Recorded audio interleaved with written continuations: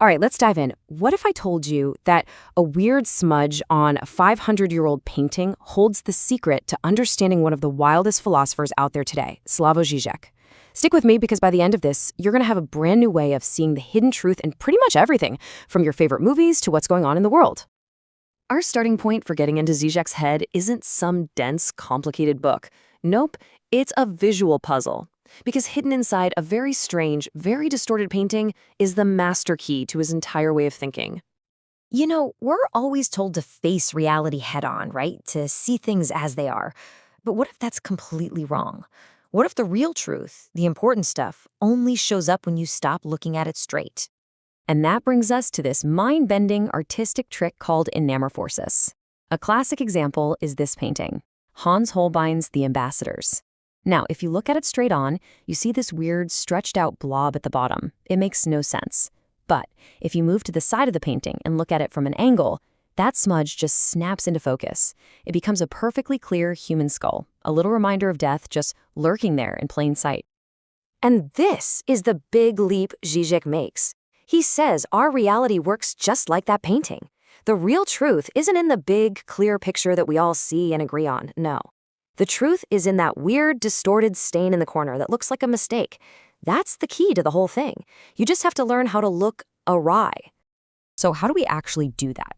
How do we train ourselves to see these hidden truths? Well, Zizek gives us a toolkit, and he borrows it from the psychoanalyst Jacques Lacan. Before we can start analyzing reality, we first got to understand how our reality is even built. See, Lacan's whole idea was that our experience of the world isn't just one solid thing. It's more like a 3-layer cake, and each layer is constantly interacting with the others to create what we think of as reality. And understanding these 3 layers is absolutely essential. First up, you've got the symbolic. The easiest way to think about this is like society's operating system. It's the whole network of laws, language, and all those unspoken rules that give our world structure.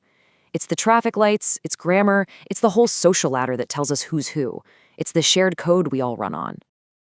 Then there's the imaginary. This is your personal highlight reel. It's the person you see in the mirror, the daydreams you have about your life, the version of yourself you post online.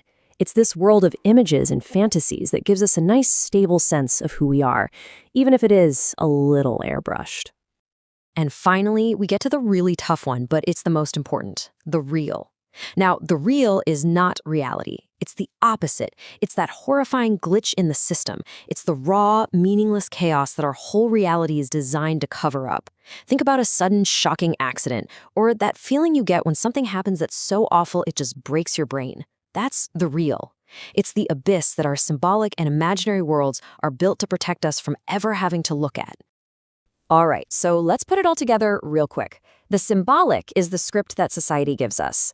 The imaginary is the role that we choose to play, and the real, well, that's that terrifying moment when the whole stage collapses and we realize it was all just a set. Our so-called reality is just the constant struggle to keep the play going. So if our world is this carefully constructed program designed to hide the real, what happens when there's a glitch in the matrix? For Zizek, there's no better place to spot these glitches than in popular culture, especially in the movies. Now, Zizek is famously obsessed with Alfred Hitchcock. And you might ask, why? It's because he thinks Hitchcock was a genius at this stuff without even knowing it. His movies aren't just suspenseful thrillers. For Zizek, they are perfect maps of our unconscious mind. They show us how our reality is built and how spectacularly it can all come crashing down.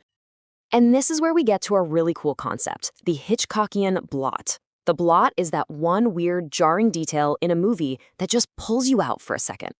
It could be an object, a line, a character's bizarre choice, something that feels completely out of place. It's like a stain on the otherwise perfect picture of the movie's world, a loose thread that, if you pull it, the whole thing might unravel. So, what does a blot actually look like?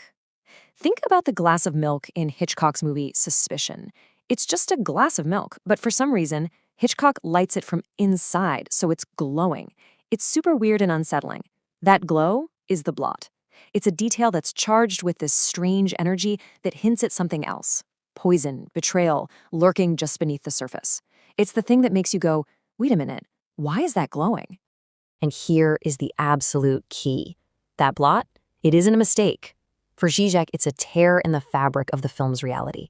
It's a tiny little piece of the real poking through the nice, neat, symbolic order of the plot. It's the anamorphic skull in the painting. From one angle, it's just a meaningless smudge.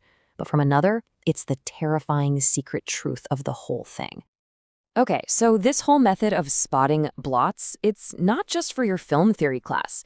Zizek says we can, and we should, use it to decode society itself.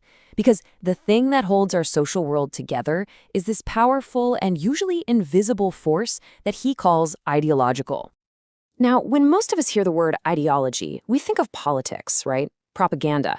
But for Zizek, it's way deeper than that. Ideology is the invisible background story we all tell ourselves that makes our society seem normal, natural, and just the way things are. It's the fantasy that papers over all the messy contradictions and the traumatic real of how things actually work. So if we're all kind of living inside this ideological matrix, the big question is, how do we unplug? How do we break free and see what's really going on? Well, according to Zizek, it's definitely not as simple as just choosing the red pill. Here's where it gets really tricky. It's the paradox of resistance. So you think you're a rebel, right? You see a rule and you decide to break it. You protest, you refuse to play the game. But here's the thing. Often, the system has already accounted for your rebellion. Your little act of defiance becomes a kind of pressure release valve that actually lets the whole machine keep running. Your resistance becomes part of the show.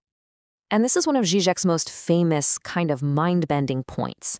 He says that the people who are most caught in ideology are the ones who are all cynical and say, "Oh, I know it's all a big lie. I'm not fooled." But that cynical distance is exactly how ideology works best.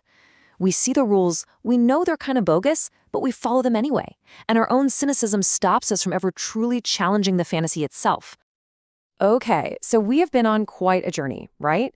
We've gone from distorted paintings to the 3 layers of your mind, through Hitchcock's thrillers, and into the traps of ideology. So let's bring it all home and see what kind of analytical superpower this new perspective actually gives you.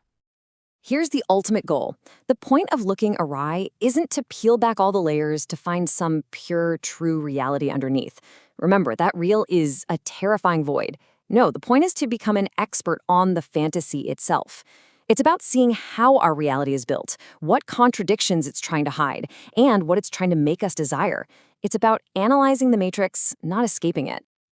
So here it is, your takeaway toolkit for looking awry. 1. Remember that the reality you see every day is a construction, a story. 2. Train your eye to spot the blots, the glitches, the weird details that just don't fit. 3. Understand that those blots are your clues to the underlying fantasy that's holding everything together. And 4. Realize that the first step to really criticizing the world isn't trying to escape it, but analyzing how the fantasy actually works. Because once you start looking at the world from this sideways angle, you can't really unsee it. So the next time you're watching a movie, or reading the news, or just walking around, ask yourself, what's the weird smudge in the corner of this picture? What is the blot that, if I looked at it just right, would reveal the whole game?